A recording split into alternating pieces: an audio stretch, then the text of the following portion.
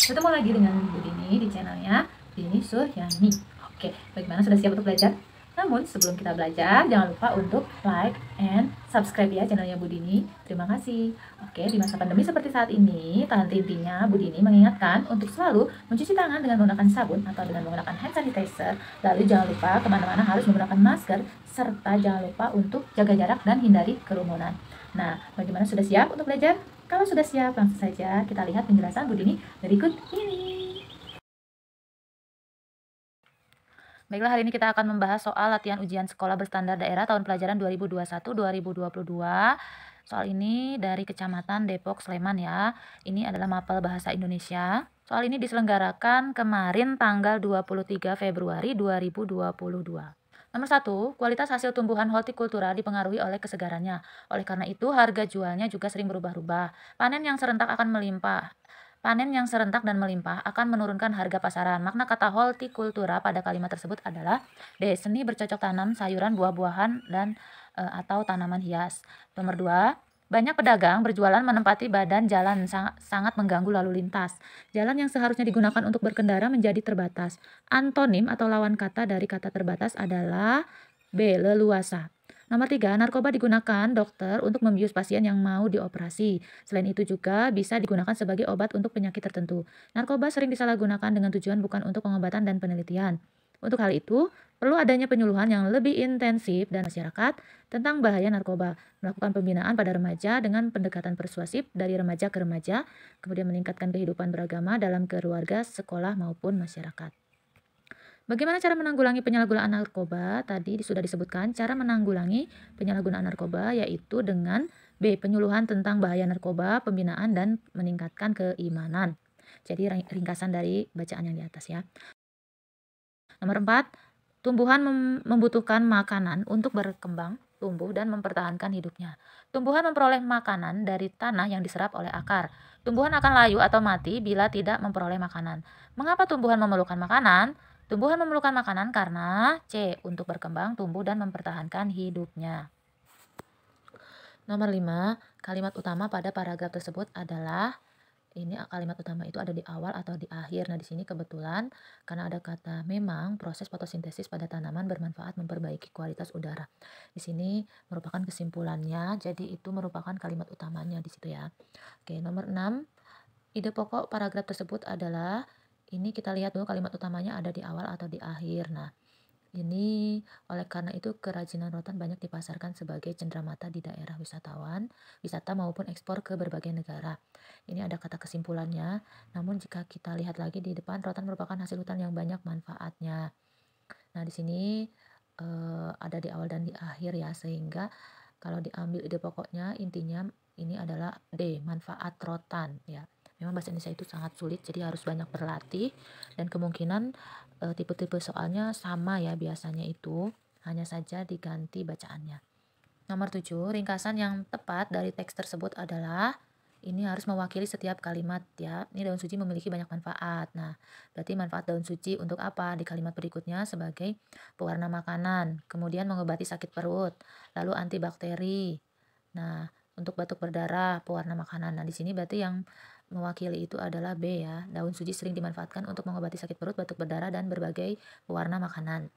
Untuk bacaannya silakan di-pause untuk mencermati lebih lanjut apa isi yang terkandung dalam bacaan atau teks ya. 8, pernyataan sesuai dengan isi paragraf tersebut adalah, nah ini boleh dibaca dulu. Masa pandemi Pak Badu belajar beternak lele. 3 bulan pertama panen lelenya tidak sesuai harapan.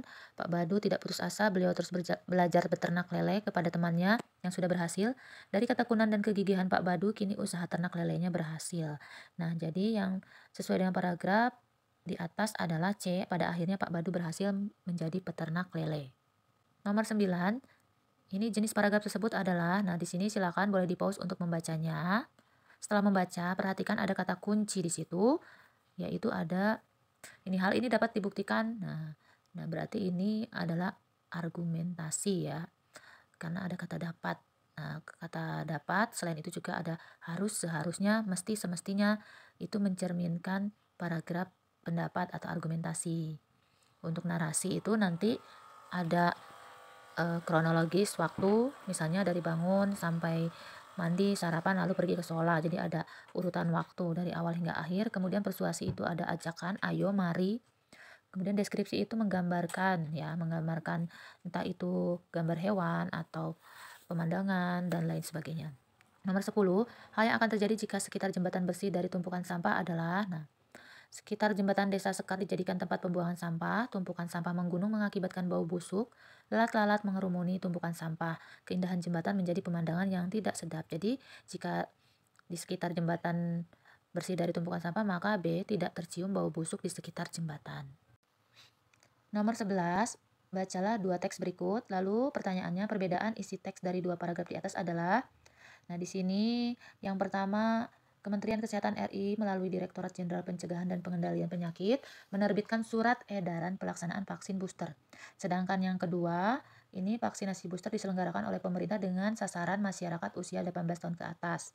Nah, jadi yang pertama itu tentang edaran, yang kedua tentang sasarannya siapa. Nah, jadi yang B ya, perbedaannya itu yang pertama, yaitu teks 1 berisi tentang penerbitan surat edaran Kementerian Kesehatan tentang pelaksanaan vaksin booster, dan yang kedua, teks 2 tentang sasarannya ya. Nomor 12, isian yang tepat untuk melengkapi isi tabel nomor 1, 2, 3, 4. Nah, ini berarti harus membaca teksnya terlebih dahulu. Ini teksnya silakan dibaca dan dicermati, namun kita lihat dulu yang rumpang ini nomor 1 yaitu waktu masuk, yang kedua juga waktu masuk, yang ketiga hari masuknya, dan yang keempat juga harinya. Nah, ini untuk bacaannya, pembelajaran tatap muka terbatas di SD Merdeka dilaksanakan dengan 2 sesi di setiap harinya. Siswa kelas 1 sampai 3 dengan urutan 1 sampai 14 masuk pukul 7 sampai 9.00. Siswa dengan presensi nomor 15 sampai 28 masuk pukul 10 sampai 12. Sedangkan siswa kelas 4 sampai 6 dengan presensi 1 sampai 14 masuk pukul 7.15 sampai 9.15. Lalu siswa dengan presensi kelas nomor 15 sampai 18 masuk pukul 10.15 sampai 12.15. Nah, jadi tadi yang kelas 3 atau kelas bawah itu jam masuknya untuk yang sesi pertama kelas 3 absen 1 sampai 14 adalah 07.00. Kemudian untuk kelas 6 untuk sesi kedua absen 15 sampai 28 yaitu jam 10.15. Nah, untuk hari masuknya siswa kelas 1, 3 dan 5 ya berarti kelas yang ganjil masuk hari Senin, Rabu dan Jumat. Sedangkan siswa yang genap 2, 4, 6 hari Selasa, Kamis dan Sabtu. Nah, jadi nomor 3 karena ini kelas 1 jadi masuknya Senin, Rabu dan Jumat. Untuk yang nomor 4, kelas 4 masuknya hari Selasa, Kamis dan Sabtu. Jadi jawabannya yang D. Nomor 13, mengapa tukang kayu merasa jengkel terhadap pemilik perusahaan tempatnya bekerja? Tukang kayu merasa jengkel terhadap pemilik perusahaan tempatnya bekerja karena titik-titik. Ini silahkan dibaca terlebih dahulu, boleh di-pause bacaannya. Nah, perhatikan paragraf 2, tukang kayu merasa jengkel karena tidak langsung diizinkan pensiun. Nah, membuat rumah ya tidak diizinkan pensiun, membuat rumah membutuhkan waktu yang lama. Tukang kayu merasa kalau pemilik perusahaan tidak berterima kasih eh, atas kerja keras yang dilakukan selama ini. Jadi ceritanya tadi tuh tukang kayunya mau pensiun tapi oleh majikannya disuruh menyelesaikan dulu satu proyek terakhir yaitu membuat rumah. Nah, kemudian tukang kayu itu ditunjuk sebagai penanggung jawab. Nah, jadi dia merasa eh, merasa jengkel karena masih dibebani sebelum pensiun. Nah, jadi jawabannya yang D, merasa bahwa pemilik perusahaan masih membebani pekerjaan sebelum pensiun. Nomor 14, latar yang terdapat pada cerita di atas adalah, nah ini latarnya matahari tepat berada di atas kepala, berarti siang hari, maka itu adalah latar waktu B. Nomor 15, berdasarkan penggalan teks tersebut, watak tokoh Ceci adalah, nah Ceci ini awalnya sering berbohong, namun sekarang sudah menjadi anak yang rendah hati. Nah, berarti jangan hanya membaca di awal ya, karena dia pada akhirnya rendah hati, jadi yang A. Nah, untuk teks nomor 16 dan 17 silakan dibaca teksnya dengan mempause terlebih dahulu supaya bisa mencermati bacaannya. Nah, Bu Dini langsung dibacakan saja soal nomor 16. Akhir cerita tersebut adalah, nah, maka cukup dengan membaca di akhir, berarti di paragraf terakhir, kalimat terakhir, anak gembala pun dimarahi oleh majikannya. Jadi, yang B ya, anak gembala dimarahi majikannya karena sebagian besar dombanya dimangsa serigala. Nomor 17, amanat cerita tersebut adalah D. Biasakanlah berkata jujur agar orang lain percaya kepada kita. Nomor 18, bacalah cerita berikut, silakan di-pause seperti biasa untuk mencermati bacaannya. Keteladanan yang ditunjukkan tokoh Kamandaka pada cerita tersebut adalah, nah Kamandaka ini dia itu berusaha untuk menjadi pemenang sayembara ya. Nah, padahal dia hanya memiliki satu tangan. Orang yang normal saja tidak bisa mengalahkan raksasa, namun dia pantang menyerah, gigih untuk memenangkan sayembara dan pada akhirnya dinikahkan dengan putri Dewi Anggraini. Nah, berarti dia keteladanannya adalah D, gigih untuk memenangkan sayembara. Nah, nomor 19, penulisan istilah yang tepat untuk melengkapi paragraf rumpang tersebut adalah, nah, Pak Rahmat titik-titik dalam memainkan alat musik kecapi. Berarti kalau pandai memainkan alat musik kecapi itu adalah C. Piawai. Nomor 20, ungkapan yang tepat untuk melengkapi paragraf tersebut adalah, nah, Janu terlahir dari keluarga kaya, dia anak yang baik dan peduli kepada semua orang. Pada hari itu, hari terakhir pembayaran buku latihan matematika. Benny belum membayar karena belum memiliki uang. Janu memberi sebagian uang celengannya untuk membayar buku Benny. Memang Janu itu tergolong anak yang bagaimana? D. Murah hati ya. Nomor 21, makna kias kata fantasi pada puisi tersebut adalah di atas puncak gunung fantasi aku berdiri di sana. Mandang ke bawah ke tempat berjuang. Generasi sekarang dipanjang masa. Nah, ini fantasi di sini adalah B, hayalan ya. Jadi tidak berada di puncak gunung yang sesungguhnya, tapi dalam puncak gunung yang hayalan.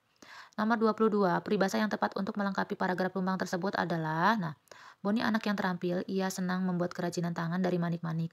Banyak temannya membeli hasil kerajinannya. Dari hasil itu, Boni dapat membeli buku cerita yang sudah lama diinginkannya. Sikap Boni bagaikan C. Sekali merengkuh dayung, dua tiga pulau terlampaui. Jadi, ketika dia senang membuat kerajinan, di satu sisi dia akan mendapatkan uang, sehingga sekali mendayung, dua tiga pulau terlampaui. Nah, oke. Nomor 23, untuk petunjuk penggunaan setrika listrik yang benar dan bisa menghemat listrik adalah yang mana? Nah, silahkan diperhatikan dan lihat kata-kata kuncinya. Yang tepat adalah 6 dulu, tancapkan steker ya atau colokan, kemudian atur panasnya dulu, lalu tunggu sampai panasnya mencapai suhu yang diinginkan. Setelah panas maka 5 gunakan untuk menyetrika baju, lalu 2 jika sudah selesai kembalikan knopnya atau putarannya tadi ke 0 ke posisi semula. Kemudian yang terakhir, cabut steker dari stop kontak. 24, urutan pembuatan majalah dinding yang benar adalah yang pertama itu pertama-tama. Nah, di sini aja sudah ada kata-kata pertama-tama. Tentukan tema yang akan diangkat. Setelah temanya sudah, lalu buatlah beberapa tulisan, rancangan tulisan. Kemudian tulis dengan rapi di atas kertas yang sudah kalian siapkan. Lalu tempelkan tulisan tersebut ke papan mading. Dan yang terakhir lakukan penyempurnaan sebelum semua karya tulisanmu dipajang. Jadi yang B. 25, urutan kalimat yang tepat agar menjadi paragraf padu adalah, nah, ini yang pertama 2 dulu ya. Bunglon adalah salah satu binatang yang unik. Nah, kenapa unik? Ia unik karena dapat mengubah warna kulitnya. Jadi nomor 4. Maka selanjutnya 1, bunglon bisa mengubah warna kulitnya sesuai kondisi di sekitarnya. Lalu 5, kemampuan ini disebut dengan mimikri. Lalu yang terakhir 3, kemampuan ini digunakan untuk melindungi diri dari musuh atau pemangsa. Nomor 26, kalimat yang tepat untuk melengkapi laporan tersebut adalah, nah, perlombaan memperingati bulan bahasa SD sejahtera diikuti oleh seluruh siswa. Salah satu cabang olahraga adalah membuat mading. Lomba tersebut dilakukan secara berkelompok. Lalu ada yang teks rumpang. Materi-materi tersebut kemudian disusun semenarik mungkin sesuai kreativitas kelompok. Karena ada kata kunci materi-materi tersebut, maka yang tepat adalah A. Setiap kelompok menyiapkan materi-materi yang akan mereka tempel dalam mading. Nomor 27. Ayo jaga protokol kesehatan, jangan biarkan virus masuk dan menguasai tubuhmu. Kalimat yang tepat untuk melengkapi iklan tersebut adalah C. Usaha preventif demi menangkal virus corona. Ini sungguh agak susah ya ini ya untuk ini. Biasanya anak-anak lebih ke arah cucilah tangan dengan sabun karena anak-anak lebih dekat dengan itu daripada usaha preventif. Mungkin kurang bisa memahami ya. Nomor 28, kalimat yang tepat untuk melengkapi penutup pidato tersebut adalah, nah, izinkan saya menyampaikan terima kasih atas kasih sayang Bapak atau Ibu Guru berikan kepada kami.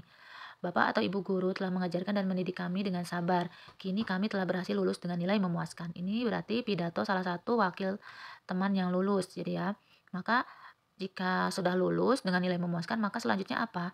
Karena kalian akan pergi, maka C. Mohon doa restu dari Bapak atau Ibu Guru, semoga kami dapat berhasil di sekolah selanjutnya.